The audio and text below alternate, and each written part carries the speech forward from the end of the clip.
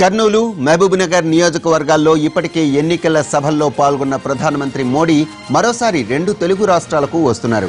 ఇవాళ మధ్యాహ్నం రాజమండ్రిలో ప్రచారం చేయనున్నారు. ఆ తర్వాత సికింద్రాబాద్లో జరిగే బహిరంగ సభలో మోడీ పాల్గొంటారు. సికింద్రాబాద్, చేవెళ్ల, మల్కాజ్గిరి నియోజకవర్గాల నుంచి జన సమీకరణ చేస్తోంది బీజేపీ.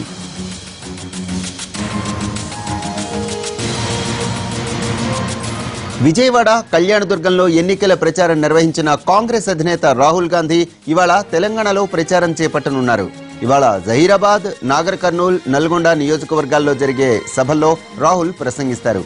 ఉదయం నుంచి సాయంత్రం దాకా 3 పార్లమెంటు నియోజకవర్గాల పరిధిలోని 3 సభల్లో ఆయన పాల్గొంటారు.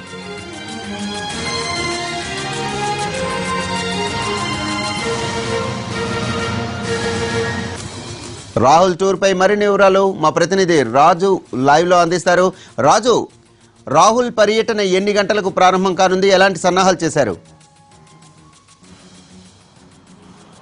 వరప్రసాద్ అఖిల భారత కాంగ్రెస్ జాతీయ అధ్యక్షుడు ప్రస్తుతం నోవాటెల్ హోటల్లో, ఎయిర్పోర్ట్ కు ఆనుకొని ఉన్నటువంటి ఈ హోటల్లోనే ఉన్నారు.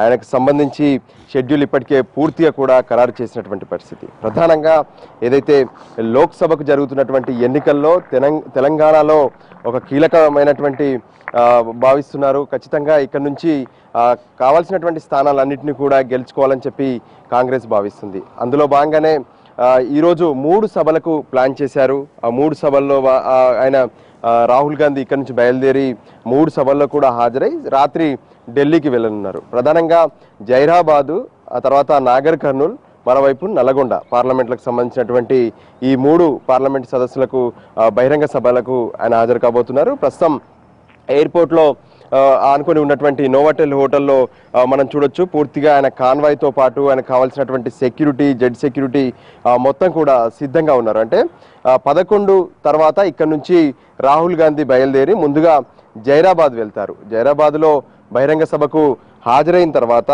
అక్కడ నుంచి దాదాపు 12 తర్వాత అక్కడ నుంచి బయలుదేరి మళ్ళీ నాగర్ కర్నూల్కి వెళ్తారు. నాగర్ కర్నూల్ పార్లమెంటు నియోజకవర్గంలోని వనపర్తిలో సభ జరుగుతుంది, కాంగ్రెస్ సభ. అక్కడికి రాహుల్ హెలికాప్టర్లో చేరుకుంటారు.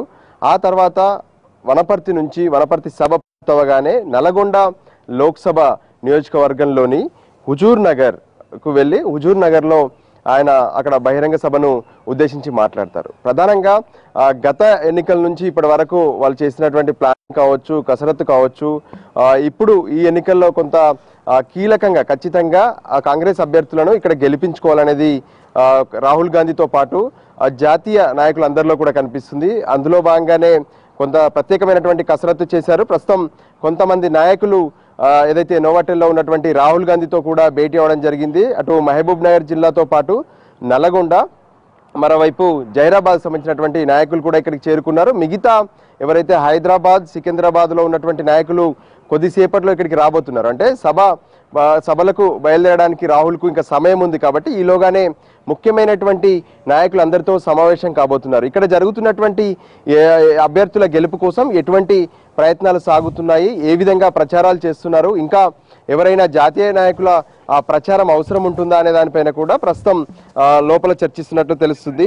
ఇది ప్రస్తుతానికి రాహుల్ గాంధీకి సంబంధించినటువంటి టూర్ విశేషాలు. ఇందులో భాగంగానే ప్రస్తుతం ఆయన వెళ్లేందుకు అంటే 11 గంటలకు వెళ్తారు కాబట్టి ఇక్కడ నుంచి ఎయిర్పోర్ట్కు చేరుకుంటారు. ఎయిర్పోర్ట్ నుంచి మొదటి సభ జైరాబాద్కు చేరుకొని అక్కడ నుంచి తన ప్రచారాన్ని మొదలు పెడతారు. అయితే షెడ్యూల్ వచ్చిన తర్వాత మాత్రం రాహుల్ గాంధీ మొదటిసారి ఇక్కడికి వచ్చారు కాబట్టి మొదటి ప్రచారం ఎలా ఉంటుందని చెప్పి కాంగ్రెస్ పార్టీ శ్రేణులంతా కూడా ఆసక్తిగా ఎదురు చూస్తున్నాయి. వరప్రసాద్.